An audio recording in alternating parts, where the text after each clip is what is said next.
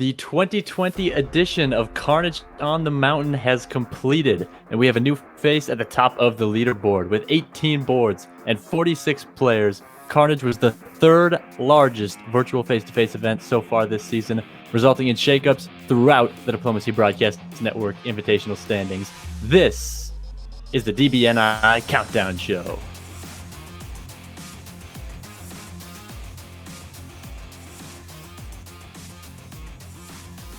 Welcome to the DBNI Countdown Show. I'm your host, Brian Pravel, and I'm joined by my co-host, Zachary Moore.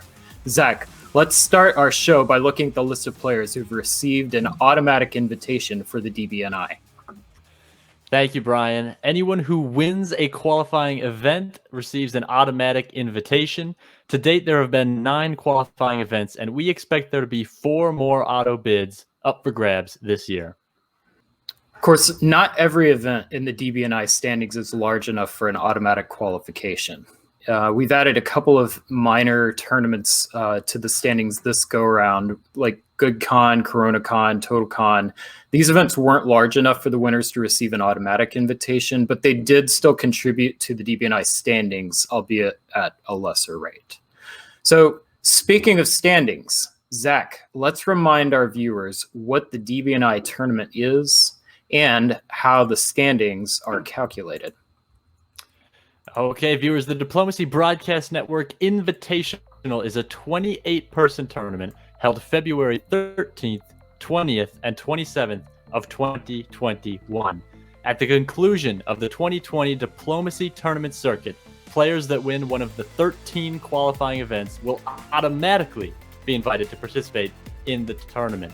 The remaining 15 invitations will be sent to the players with the highest DBNI standings, and that's where it gets fun. If a player is unable to participate, however, that player with the next highest position in the DBNI standings will be invited until all slots have been filled. Folks, the standings matter. Higher ranked players have preference on which rounds they want to play in. When you boil it down, it is pretty simple.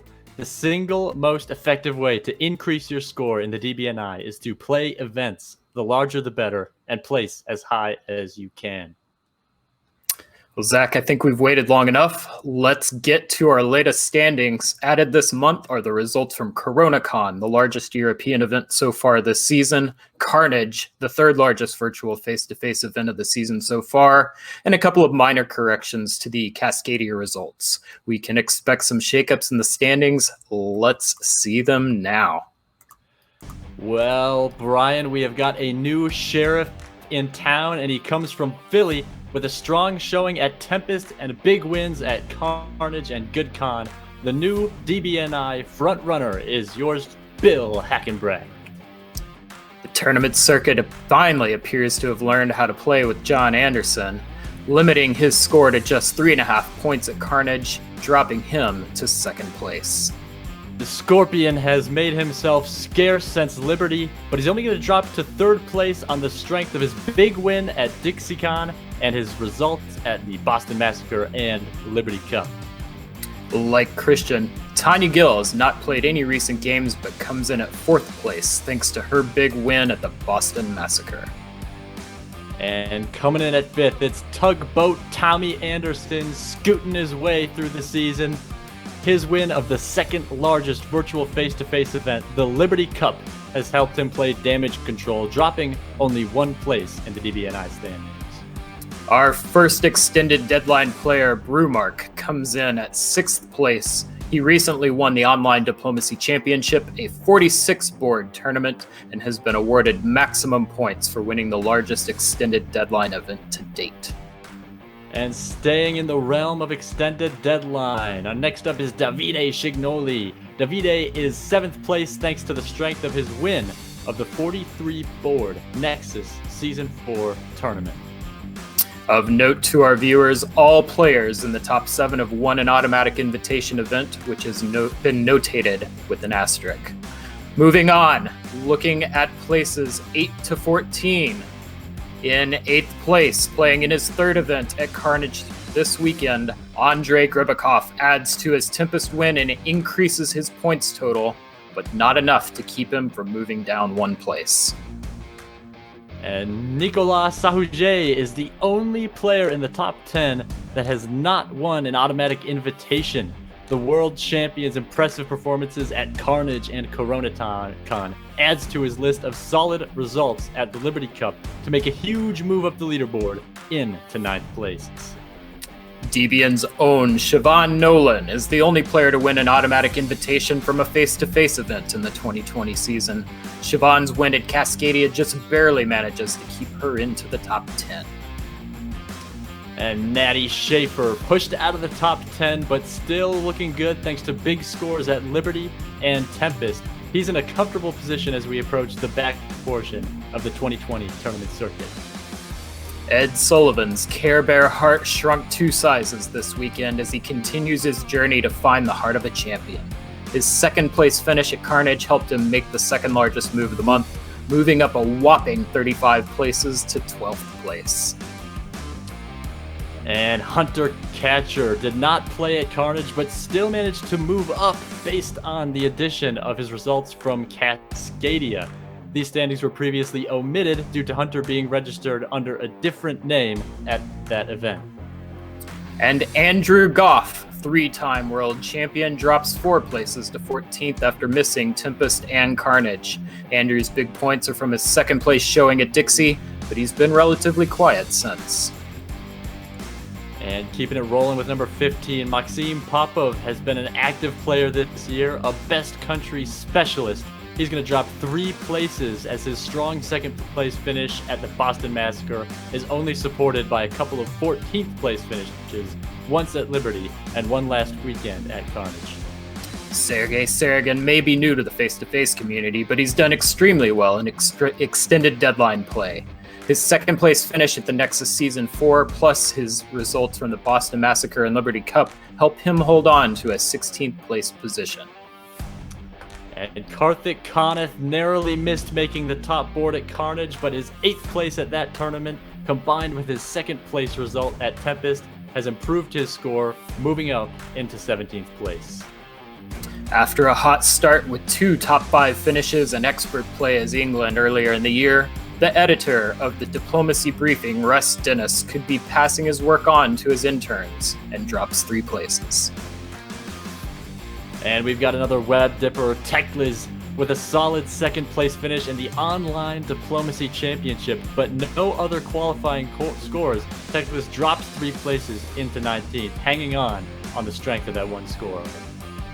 Peter McNamara adds to his 2nd place finish at Weaselmoot, but it wasn't enough to keep him from dropping 3 places. Pete would probably like another good score under his belt to secure his position in the DBNI.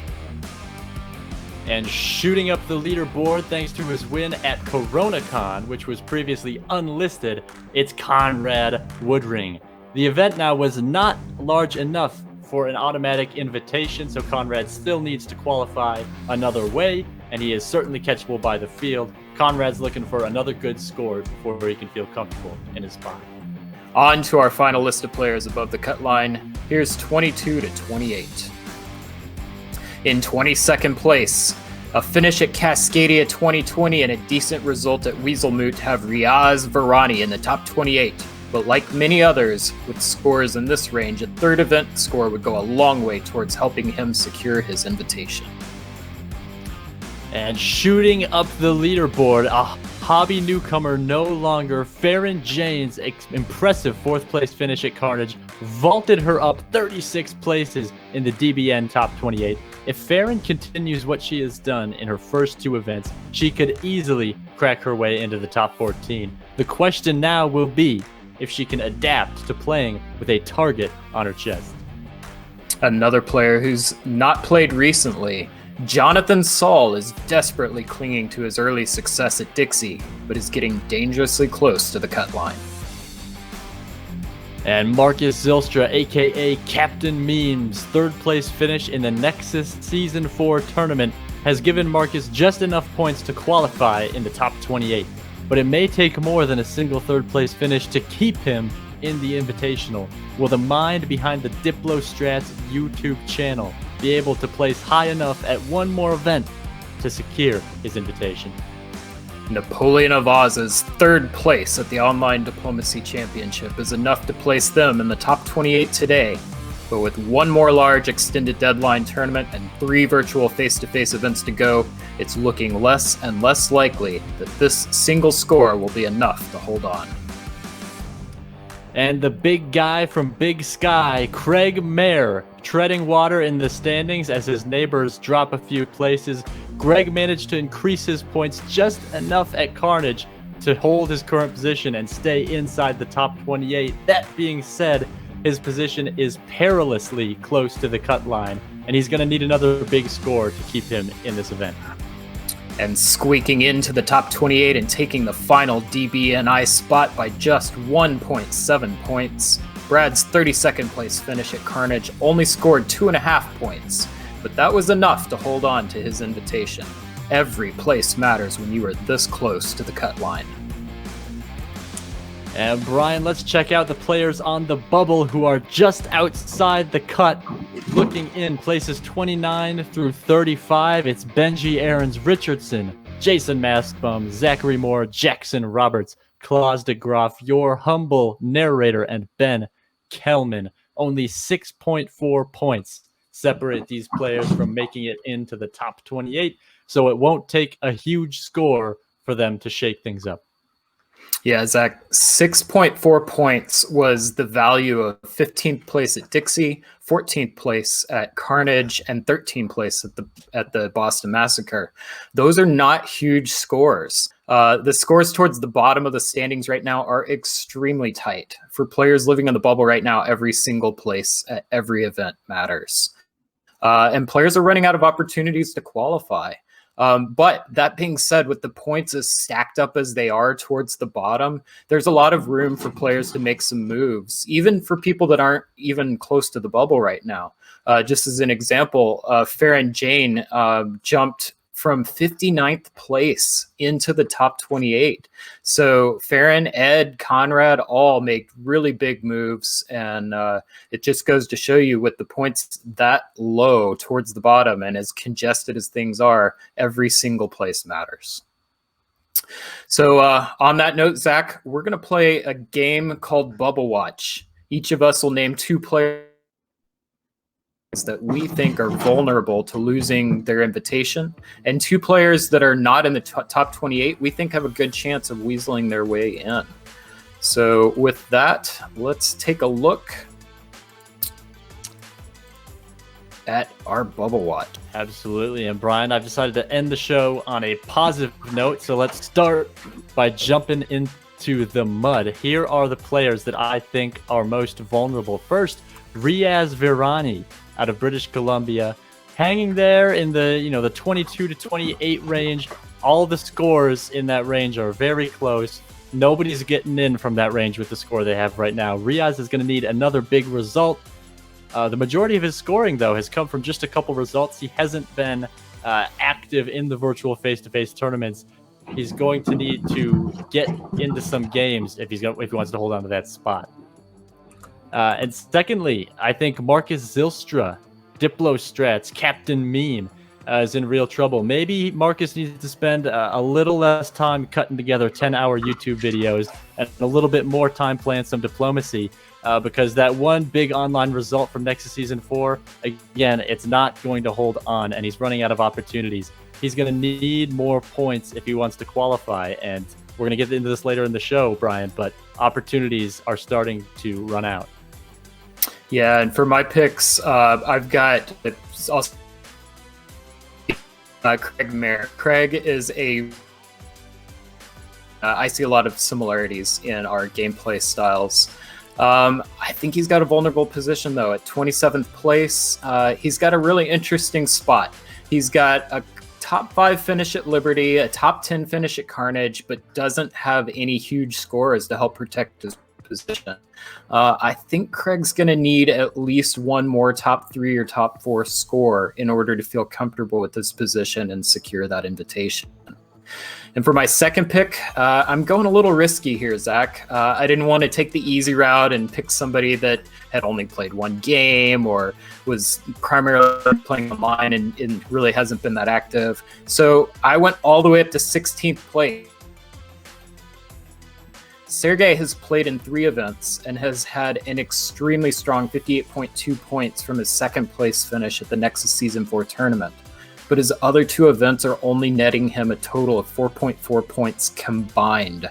Sergey, if you hear this, I'm officially challenging you to play in one of these upcoming events. Improve your score. I've seen you play. I know that you can do it. Always Zach, the who do you riverboat like? gambler, Brian Pravel. I have really liked the play this tournament of Jason Massbaum, this tournament circuit, I should say. Jason has played in a few of these tournaments. He's played solid diplomacy. He's picked up a couple of board tops, and he's taken a lot of, shall I say, unfavorable coverage from some people in the media. Not going to name names. But I think Jason's going to be playing with a chip on his shoulder going into these last 2 events. He knows that he needs to get more points, and he knows that the only way to bat away these smears in the media is to show it on the board, to get a couple more board tops, to get another big tournament result. And he is the caliber of player that we have seen top many, many boards before. He's the caliber of player that can easily not just get to a top board, but win a tournament outright any time that he plays. My second guy that I like jumping into the top 28, I think Randy Lawrence Hurt, another high caliber player. He's a guy that is also a high caliber organizer, and for that reason has not been able to play in every single tournament because he is of course hosting some of the tournaments. But I think Randy, is going to see these last 2 months. He sees 2-3 more opportunities to get the points. And when we saw it this weekend with Bill Hackenbrack's win at Carnage, when a quality player gets that fire in their eyes and they realize that they're running out of time, they rise to the occasion. And Randy Lawrence Hurt is the type of player that I think we're going to see in contention to win one of these next 2 tournaments. Yeah, absolutely. So my next pick is Jackson Roberts. I have been extremely impressed with Jackson Roberts' play as we've covered him on DBN. I've seen his play improve in each event we've covered. His 17.1 points for his top 5 finish is a decent score, but what really gets me excited is that Jackson's knocking the door of the top 10 for the VDL. The VDL is very likely to be the largest scoring event for the virtual face-to-face category. Will most likely be worth 100 points to the winner. If Jackson is able to play his way in and is able to get on that top board and win the VDL, which I think he's got a chance at, he could make a big move. And even if he doesn't win with 100 points for the VDL as the most likely result, that could end up being a really large score for second, third, fourth, even a 5th place finish. Something along those lines in the VDL would be enough points to move Jackson up into the DBNI top 28. My next pick, Ben Kellman. Ben is another player who's getting hot at the right time of season. In his past 4 showings, he's managed to double his score from each previous event. If this trend continues, the rest of the circuit's going to have to watch out, because that would mean at least a 3rd place finish for Mr. Kellman. He is definitely a player to keep your eye on right now. So Zach, there's one other player that's on the bubble I wanted to ask you about, and that's Mr. Zachary Moore. How are you feeling about your chances? Well, Mr. Zachary Moore has got to string a couple of good results together for once. I think the chances are there, but it's about playing my game, and I think a lot of the other players on the bubble will say this. I've gotten into trouble. I got into trouble at Carnage, not following my instincts, not following my gut. The best players need to follow their gut, and they need to, have a good gut to begin with. And so how do I feel about my chances? Yeah, I feel shaky. I know it's within me. I'm sure a lot of players in my region of the leaderboard feel the same way. Well, Zach, that just about wraps things up for us for our first edition of the DBNI Countdown Show. But before we go, let's take a quick look at some of the upcoming events. Let's talk about how we think that those events could impact our upcoming standings. Yeah, absolutely. The next qualifying event To finish will likely be the Nexus Season 5 tournament. The championship game for Nexus Season 5 is underway. You can check out some coverage right here on the Diplomacy Broadcast Network. And Nexus is an extended deadline tournament. It will likely end by the end of November or maybe early December. And with 47 total boards, this will almost certainly be the largest extended deadline tournament of the 2020 season and will therefore award 100 points to the event winner. Not that the winner is going to need those points. They're going to get an auto bid. And this will also, another factor here is that as Nexus concludes and becomes the biggest event, that is going to slightly lower the value of scores from the ODC, the Online Diplomacy Championship. And players who won, second, third at those events will see their scores drop just a little bit. Now, the high scores, they're going to be safe. Once you get into players who are banking on a strong fourth or fifth, they could see their scores affected in a very negative way. Yeah, Zach, it's definitely going to be those fourth, fifth, sixth, seventh place that are going to be most affected by the dropping of the points values as larger events take their place. Speaking of larger events, World Diplomacy Classic is scheduled for December 18th to 20th, is being organized and run by Bill Hackenbrack, Chris Brand, Peter McNamara, Marcus Zylstra, Gary Sturley, and the venerable David Hood. Together, these players have helped organize some of the largest virtual face-to-face events of the 2020 season. They know how to recruit players. They know how to fill boards. With the projected 5 rounds, maybe more, of games and games that are scheduled in time zones that are friendly for regions across the globe, this could end up being an event that's even larger than Dixie. I heard that they are trying to beat that number for this event. That's incredible, Brian. I am incredibly excited for that World Diplomacy Classic. Not just because, like you said, these organizers are some of the best in the business, but also because, Brian, get a load of this. If you play in the World Diplomacy Classic, guess who you don't have to compete against? Bill Hackenbrack, Chris Brand, Peter McNamara, Marcus Zylstra, Gary Sturley, and David Hood. That's looking real tasty for someone like me who's trying to get in off the bubble. And lastly here, or maybe not lastly, but the Virtual Diplomacy League, one that I'm very excited for, will play its championship game in January. And barring a truly remarkable turnout for the WDC, the VDL will be the largest virtual face-to-face event of the year.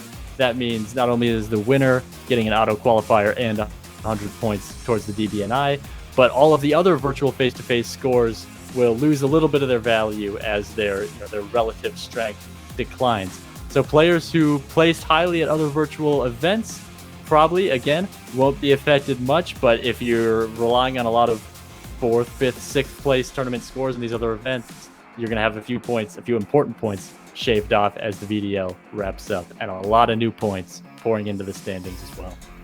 And Zach, you've just done a great job organizing the VDL, and I just want to tell you thank you for the work that you're doing. It has been a blast to participate in, cover, and just watch. I think it's done great things for this community, so thank you. Cascadia 2021 tournament in January 2021 probably won't end up being the largest virtual face-to-face event, but it will likely end up as the largest event to receive an automatic invitation. So if that does end up large enough to get an automatic invite, that will be the last chance for players to get an automatic invitation or the last chance to improve their score and make it into the DBNI top 28.